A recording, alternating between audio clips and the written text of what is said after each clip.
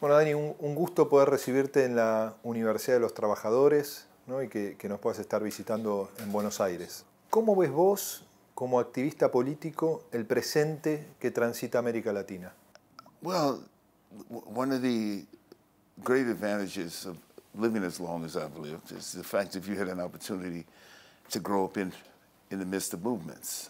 Certainly, I'm a child of the Civil Rights Movement and the subsequent movements that evolved from the Civil Rights Movements, and those which preceded the Civil Rights Movement as well. So you get a chance to kind of have a relationship with the world that I'm proud to have had.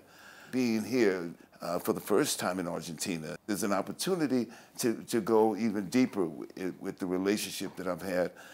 It seems like for some time with Latin America, whether it's my visits through Trans-Africa Forum to Venezuela, whether it's going to Ecuador, whether it's going to Peru, whether it's spending time in Brazil, where I become intimate with that because my wife is Brazilian. All those begin to shape not only the way in which I see what is happening in Latin America, but how it as referenced in the United States and in the rest of the world as well. Specifically, as it says, and not exclusively, but specifically as it pertains to Afro-descendants. Y Dani, y vos como artista, ¿qué te llevó a salir quizás de un lugar de comodidad e involucrarte no solo en movimientos, ¿no?, por los derechos civiles, sino también en ser una voz que defiende a los procesos de cambio que vivió América Latina? As Paul Robeson once said, the artist is the gatekeepers of truth. That is an artist's responsibility not simply to tell the truth, but to kind of reimagine the world in a way that stands on the platform of justice, and the fight against exploitation. Those are the things that the role of, I think, artists are. My first contact was through labor unions, and let me just certainly commend the workers here, this labor university, workers' university here, for establishing a platform, establishing a sense of continuity with people's real struggles, the way in which they themselves attempt to liberate themselves.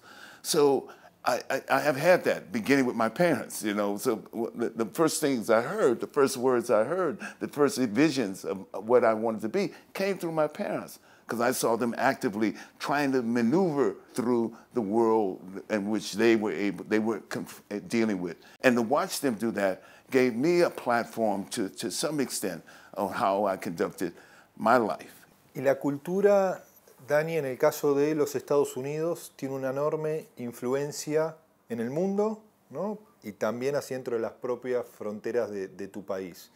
¿Puede ser la cultura una herramienta de profunda transformación social y de lucha contra también muy profunda desigualdad social que tienen los Estados Unidos? If you look at the history of cultural work in the United States, you see it emerged in various other ways, you know, and certainly for African Americans, it emerged out of the exploitation of slavery, you know, and post-slavery, you know, when we talk about the various forms of musical triumphs that they impose, whether it's jazz, blues, or whether it's rock and roll, or other things, or expressions in that sense. Strange Fruit. Billie Holiday sings Strange Fruit. It comes out of a real cultural, a real human experience. And the pain that it represents, not only for her as a human being, as an artist, but the ongoing pain of her people as well. What power tries to do is to manipulate culture itself. What they try to do is undermine those most active aspects, the most regenerative aspects, the most radical aspects of culture, in a sense, to fit it within the framework of control. Muchas veces uno observa que el cine de Hollywood adelanta inclusive ciertos procesos políticos, sociales que se expanden en el mundo. I think that power weathers certain movements, and those movements are not only political movements, they're cultural movements as well. You take John Steinbeck, one of the great American writers, The Great Civil War, which is produced as a movie, is brought as a novel, right in the center of the disenchantment, the anger, the sense of powerlessness that comes out of the Depression itself. the loss of farmland, the loss of ways of life in which everything else is translated into a movie and accepted as a movie right at that particular moment. I saw this movie, which I thought was the best movie of the year, that I made that was nominated, Roma. Extraordinary movie, Roma, where it contextualizes the moment. Most of my generation remembers what happened in 1968, when there was a massive movement around students, not only in the US, but around the world. Parisian students went on a strike. You had the incident that happened where over 600 students were killed in Mexico City during the Olympics. You had this iconic moment when John Carlos and Tommy Smith raised their hand into the Black Power. All these were moments. And you understand through that movie how that moment contextualized itself, as Corona does, to 1971 and the move toward fascism and the right wing, control of the right wing in Mexico. So I thought it was the best movie because when in terms of cultural expression, cultural art for me, or cultural production for me, it gives us some sort of context of where we are particularly now. We produced a movie here that's an Argentinian movie called Zama, and it gives us an expression. What does it do in this country? It around channels of discussion around the country about colonialism at that particular, what colonialism, that's what art should do. It should, in some sense, help us recontextualize, help us focus on different issues around that affect us now, and the root of those issues. Culture needs to be that, artistic work needs to be done that way, films can be done that way, and that's the magic of filmmaking as well. Y Dani, vos mencionaste Roma, la película de Netflix, ¿no? En el caso de Netflix uno puede observar que de cara a los Estados Unidos, a mucho del material que produce, tiene una mirada bastante progresista, ¿no? En términos estadounidenses.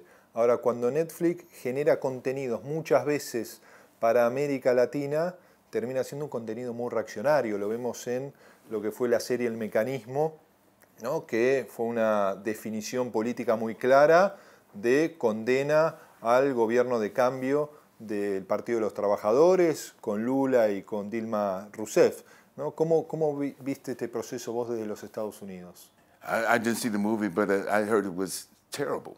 Yeah. I heard the movie was terrible. But this is the other part of power, too. I mean, Netflix, it says, by its action, that it wants, in some sense, control cultural output.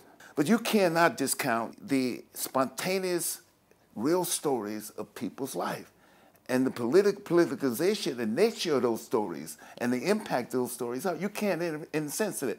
So Roma is accepted as a piece of work and artistic work in a sense because it gives us a timeline. We need timelines. We need timelines. This happened, this happened, that, to understand where we are now. Now, it's there. You cannot refute the idea itself.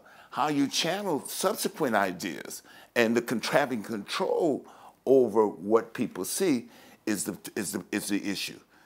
Who's going to control information? This is all what this is about. And whatever that is, whether it's Netflix, whether it's Amazon, or whether it's all the new manifestations that come out of that, that is very dangerous. Because ultimately, the idea of controlling something is often the act of subverting it and altering it. Y esto se vincula al presente de los Estados Unidos, ¿no? ¿Cómo ves vos los Estados Unidos de Donald Trump y qué impacto ha tenido esto no solo en la población latina, inmigrante, sino también en la población afrodescendiente de los Estados Unidos? I mean, I don't see Trump ideologically really too much. I don't see them as a real differentiation against you in regard to U.S. policy anyway. It's the same contextualization of U.S. power. He falls within there. I mean, he makes these outlandish statements about this and everything, but we always had to look at what the action is. You know, if we look at the action in terms of Trump, you know, the first sanctions imposed on Venezuela in particular were the sanctions imposed by President Obama. Those are the first sanctions. The first attempts to undermine the Brazilian democracy by the illegal impeachment of a sitting president, Dilma Rousseff, was under the under the Obama administration. Post trauma, Obama, trauma. I got some new word, trauma.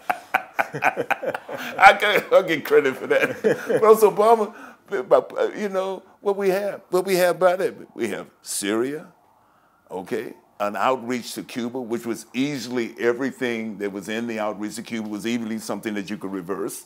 So we can talk about, okay, all we need to do is get rid of Trump. But what do we go back to? It's a system. It's the system itself. We go back to the same thing in the system, you know, to understand that whether it's those people who we may support because of their domestic policy and the vigilance around certain aspects of the domestic policy, but we have to push them also on the relationship between domestic policy and foreign policy at the same time. And Dani, ¿está los Estados Unidos listo para un dirigente izquierdista en términos norteamericanos como Bernie Sanders? I don't know. And no, I think that we have an opportunity to find out.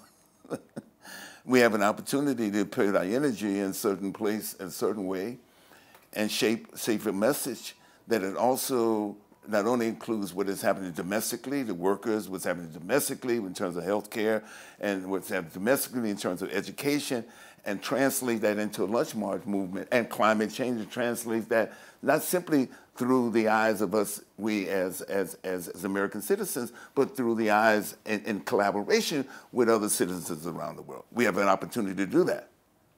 We have an opportunity to do that. When we're ready for that, that's the question. En las últimas elecciones emergieron 5 o 6 diputadas, Ocasio-Cortez, ¿no? Hija descendiente puertorriqueño, en la ciudad de Nueva York, que me parece que han tenido la posibilidad de darle mucha visibilidad a la desigualdad que todavía hay en los Estados Unidos, a cómo se profundiza esa desigualdad. Es una nueva oportunidad para que surjan fuerzas progresistas más sólidas, ¿no? Poder correr los límites de los cambios posibles en los Estados Unidos. I've had the opportunity to meet several of them, you know, and several of them have been extraordinary. I mean, on certain particular issues, I'm not going to outline those issues, but they've been extraordinary. The question is that they exist within a system. Are they capable of altering the system just by their initial foray or their position as being elected that? Or do they become, as I've seen many of them, apologists for the system to some degree itself? Dr. King talked about the intersection between racism, war, and materialism.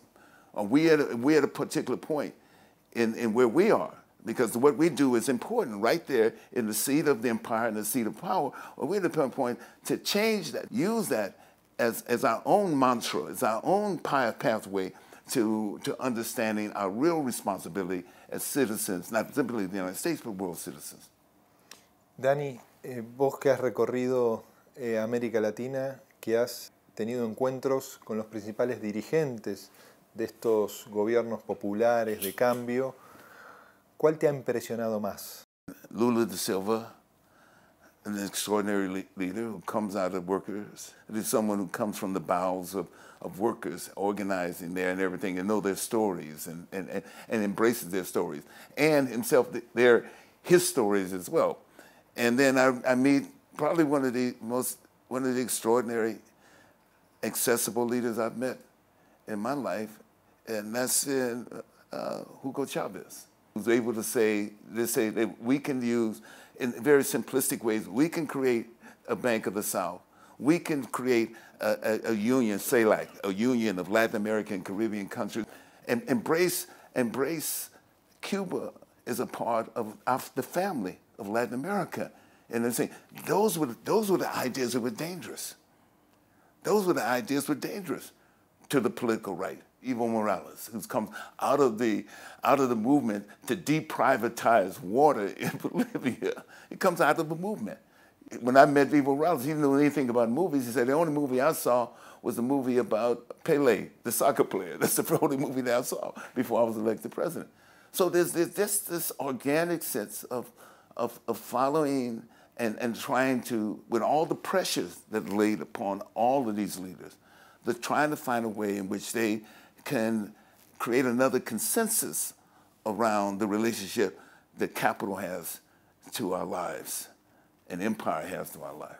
Vos visitaste a Lula en Curitiba, en la prisión de Curitiba.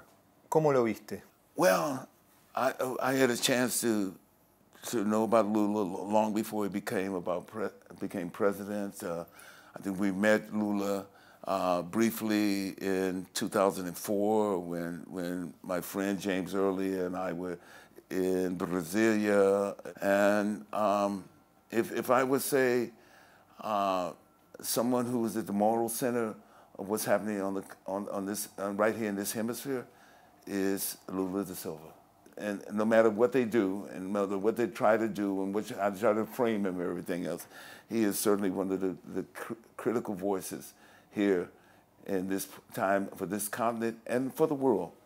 ¿Y cómo ves, para ir terminando, Dani, cómo ves Venezuela hoy y el injerencismo de los Estados Unidos en la difícil realidad que transita ese país? I understand the attempt to destabilize and Venezuela has a larger impact, and Brazil, a larger impact on the rest of Latin America. I think that at the moment when those countries will finally attempt to establish another relationship of independence from the United States, which come from the bottom up in every country, those aspirations have been momentarily crushed, or perhaps in the process of being crushed. So when we look at Venezuela, as we've all said, and many people said, it's not Maduro, it's to crush the experiment of the Bolivarian Revolution. That's what it is.